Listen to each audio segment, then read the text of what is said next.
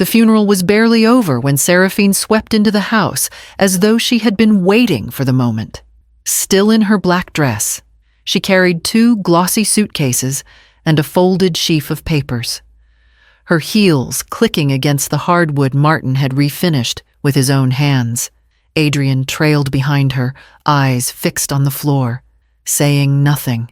"Mother," Seraphine began with practiced solemnity, "this transition must be difficult for you. But you can't possibly manage this house alone, not at your age. Martin left clear instructions." She tapped the papers, lips curving into a smile that did not reach her eyes. She unfolded the document for me to see. My husband's signature was there, but I saw immediately what she must have overlooked. The notary stamp was expired. Nearly a decade old, an outdated draft. I said nothing. After 43 years of marriage, I had learned when silence was sharper than words. Seraphine pressed on, claiming Martin's estate our home, his investments, the fortune he had built to the tune of $40 million. "It is ours now, Adrian and me," she declared, as though I were a guest who had overstayed. Adrian flinched but did not raise his voice. His silence hurt more than her triumph. When I whispered, "But this is my home," her mask slipped for just a second. "Find somewhere else to die," she said coolly. "You're useless now." I packed my life into 2 worn suitcases, fingers trembling over photographs and books that smelled faintly of cedar. My son watched from the doorway, lips pressed thin, offering no hand. The weight of that betrayal pressed heavier than the luggage. Kevin, their driver, loaded my bags into the trunk of their luxury car as though he were disposing of trash. I asked for nothing more. At the curbside motel where they left me, Seraphine pressed $200 into my hand like she was tipping a maid. That night, on a sagging mattress under flickering neon, I clutched one of Martin's cufflinks engraved with his initials. The cool metal reminded me of him, and I wondered if he had left me more than this empty house and silence.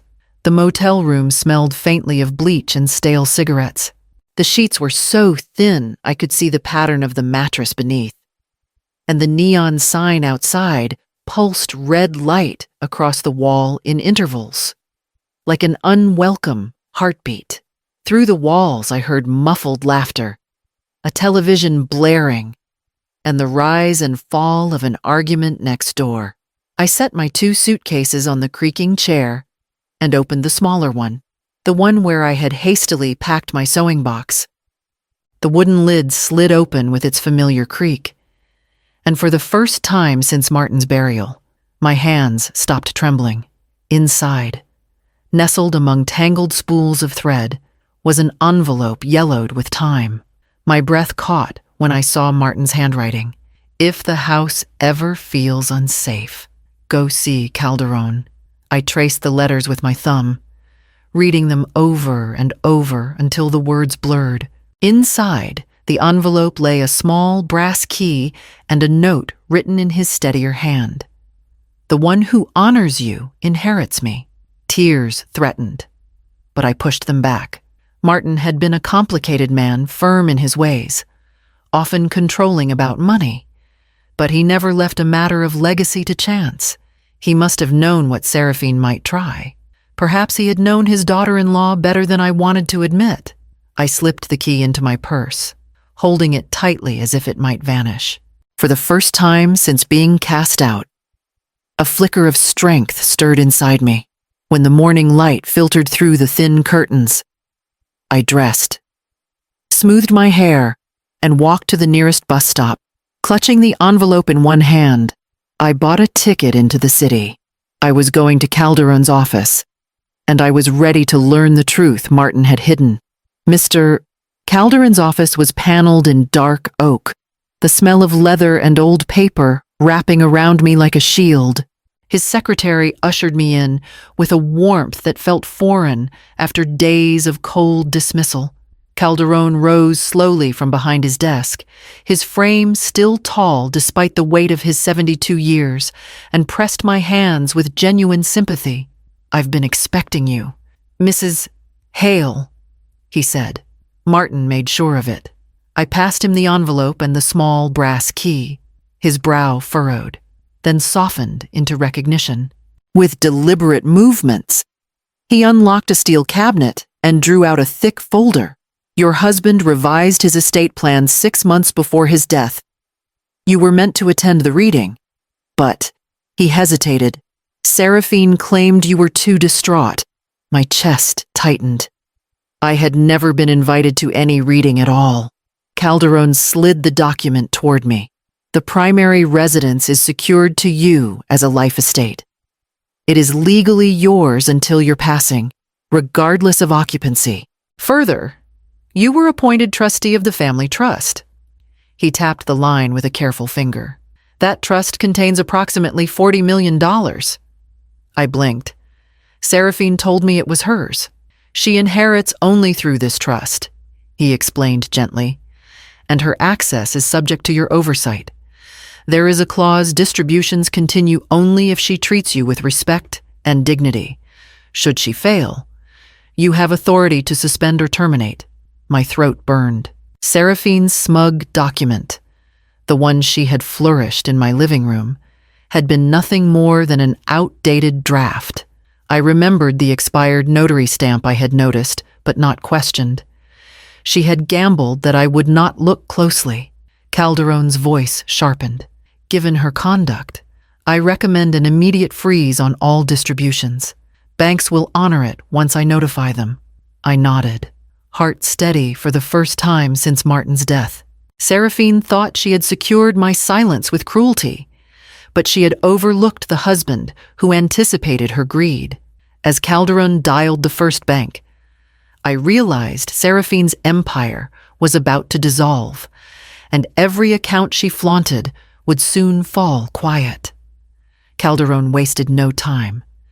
Before I had even left his office, he was already on the phone with the banks, instructing them to suspend all distributions.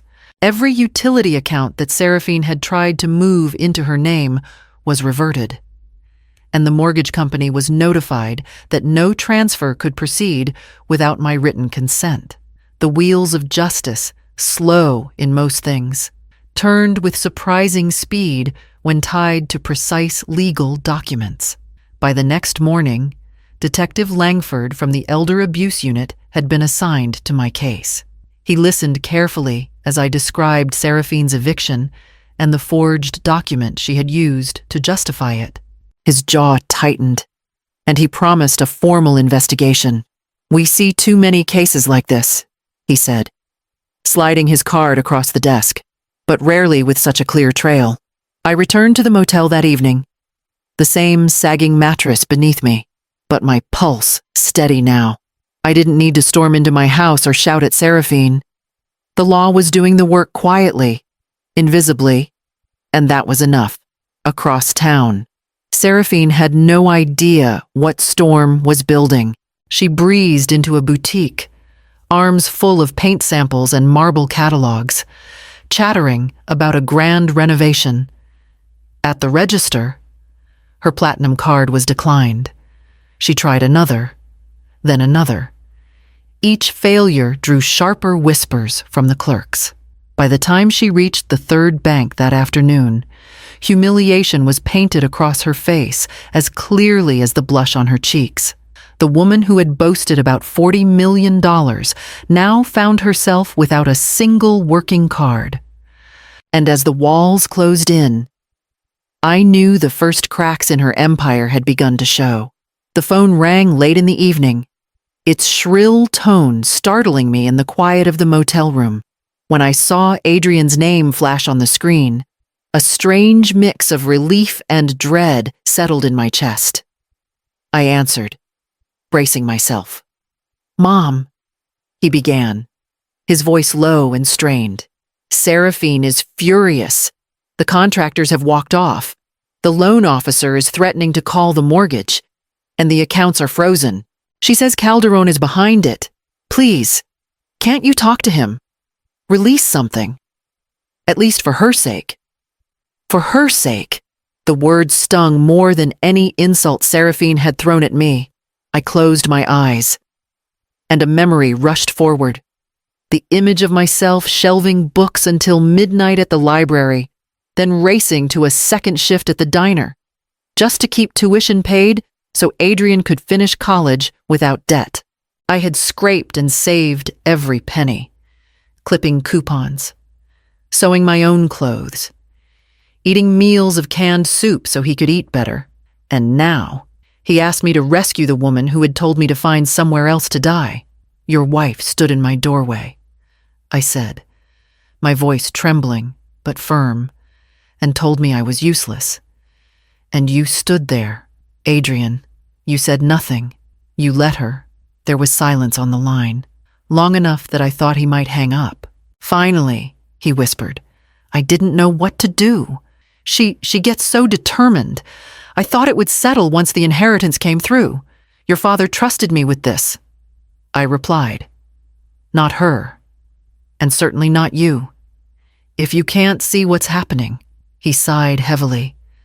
But I could hear it even in shame. His instinct was to protect Seraphine, and in that moment, I realized my son was not my ally, but another weight pulling me down. On the second morning, Calderon arranged a meeting in his office. The air felt heavy with tension as Seraphine entered, draped in silk and bitterness. Adrian, trailing behind her like a man chained to someone else's storm. I sat straight-backed in the leather chair, the trustee's folder before me. Calderon cleared his throat. Mrs. Hale has agreed to consider reinstating distributions, provided certain conditions are met. He nodded toward me, and I slid the paper across the table. Seraphine snatched it, eyes scanning quickly. A written admission that I evicted you, she scoffed. An apology. This is absurd. I kept my tone even. It's the truth. And truth must be acknowledged before trust can be restored. Her eyes flicked down the list. Reimbursement of motel expenses and incidentals. 200 hours of community service at an elder center. And this. She jabbed a manicured finger at the final line. No property transfers without your written approval. You've turned yourself into my warden. You called me useless. I replied softly. This is the only way to ensure Martin's legacy is respected. Color rose in her cheeks. She threw the paper back at me. Vindictive old woman. Then she turned sharply on her heel, dragging Adrian with her. He glanced back once, his eyes clouded with conflict, but he followed her out without a word. Calderon folded the document carefully. You stood firm. Mrs. Hale, that will matter. That evening, I received word from Calderon's assistant that the bank had called in their loan, without the trust funds. Seraphine and Adrian stood exposed. The mansion they claimed, the image they flaunted, all balanced on credit that was evaporating by the hour. I pictured Seraphine in her grand living room, designer catalogs scattered on the floor, realizing the empire she boasted about was nothing more than debt. And I knew the unraveling had only just begun. On the third morning, a knock rattled the flimsy motel door. I opened it to find Seraphine standing there, her mascara streaked down her cheeks, her silk blouse wrinkled and damp from sweat. The woman who once floated through boutiques like royalty now looked like she had been dragged through the very gutter she feared. Her voice broke before she even stepped inside. The escrow collapsed. The contractors are suing. Reporters are calling non-stop, and my name is already in whispers across town. Please, please help me. I led her into the cramped room. She perched on the edge of the chair, trembling hands clutching her phone like a lifeline. I could see the emails piling in banks, creditors, gossip blogs. She was cornered. Help me, Eleonora, she whispered again, this time with less arrogance, more desperation. I pulled a folder from my bag and laid it neatly on the table. I will, I said evenly, "But only if you sign here." Her brows knitted as she opened it. The papers were straightforward, a written admission that she had evicted me, a full apology to be filed with the trustee, and a service plan for 200 hours at the Elder Center. A video recorder sat beside the folder, its red light waiting. "This is humiliation." She spat, but the fire was weak. Her voice cracked. "This," I replied, "is accountability." For a moment she stared at me, as if gauging whether my resolve might soften. When it didn't, she snatched the pen, scrawled her signature, and then looked into the lens of the camera to speak the words aloud. I leaned closer, my voice just above a whisper. "You thought I was useless. Turns out, I'm your only key." She flinched, the truth striking harder than any insult. And as she left the motel room, clutching the signed papers, I knew this battle was far from over. Detective Langford called me back to his office 2 days later. On his desk were copies of documents Seraphine had tried to pass through the bank's transfer forms, bearing my forged signature, redirecting assets to an offshore account. Her consultant, a smooth-talking broker, had been the one to prepare them. "She wasn't just reckless," Langford said, his voice tight. "This was deliberate fraud." I felt the sting of betrayal anew, though I shouldn't have been surprised. Seraphine had always hidden her sharpest knives behind charm. Now the blade had caught her hand. That evening, Calderon arranged a meeting where Seraphine sat pale and trembling, her usual confidence gone. "Please," she whispered, "don't let this go to court. I never meant for it to get this far. The children, they'll suffer if I'm imprisoned." I studied her, seeing not the woman who had thrown me out, but the one who now saw how close she was to losing everything. "If you want mercy," I said, "it will not be cheap. You will complete the service hours. You will stand before the community and apologize. And you will do so not as my daughter-in-law, but as a citizen who abused trust." Her eyes filled with reluctant tears. But she nodded. Adrian sat in silence through it all, his face drawn and gray. For the first time, I saw recognition in his eyes, recognition of who his wife truly was, and of what he had allowed to happen by siding with her. Langford gathered the files and left with a promise of oversight. I left the meeting certain that punishment, though softened, had finally begun to fit the crime. And as the ink dried on her confession, I knew the house I once feared lost was waiting for me to claim again. Weeks passed before the dust settled enough for me to step back into the house. The air felt different as I crossed the threshold, not like an intruder, not like a guest, but as the woman who now held the keys without question. For the first time in months, I walked freely through each room, listening to the echoes of silence that once cut me but now soothed me. The first project I undertook was Martin's study. For years it had been his sanctuary. Shelves lined with ledgers and neat stacks of reports, every inch reflecting his order. Seraphine had spoken excitedly about tearing it down and replacing it with a wine cellar. Instead, I opened the windows, stripped away the heavy drapes, and filled the space with light. Canvases leaned against the walls, brushes stood ready in jars, and for the first time since I was a young woman, I began to paint again. The room breathed with color, not control. I set rules as clearly as I had set brushstrokes. Seraphine would not enter this house without respect. Any visits would be supervised, short, and only for the children's sake.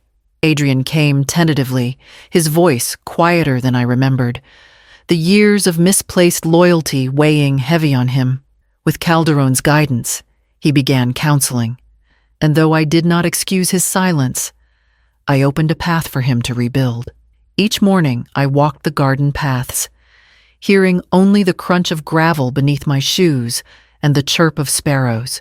I realized how much of this place I had lived in as a caretaker, first for Martin's preferences, then for Seraphine's ambitions.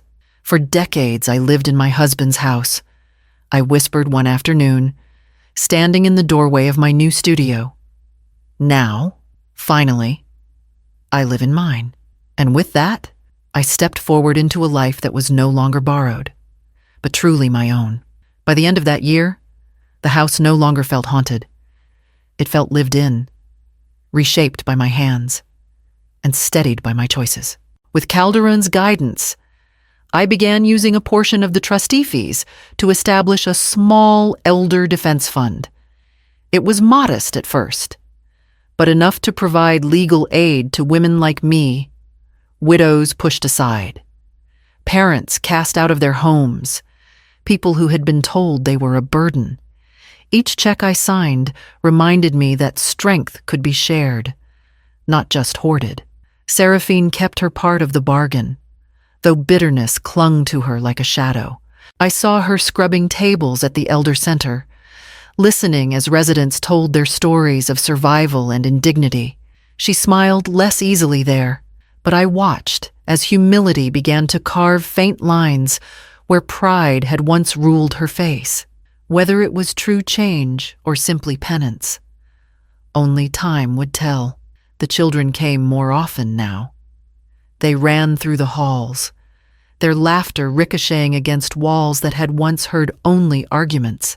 They sat at my kitchen table, sticky fingers smudging the wood, their questions tumbling over one another. For them, I baked pies and read stories, my heart softening in ways I had feared it never could again. Through their eyes, family felt less fractured, less final. One bright spring morning, I dug my hands into the soil of the front yard. Martin had always insisted on neat hedges and trimmed grass, but I planted roses instead. White, pink, and crimson, each root pressing into earth that was mine to tend. As I patted the soil around the last bush, I felt the quiet thrum of renewal. I stood, wiping my hands against my apron, and looked at the house that had once been a cage. Love may open a door, I whispered to the roses, but only respect keeps it open. And with that truth settled firmly in my bones, I walked back inside to a future I had claimed for myself.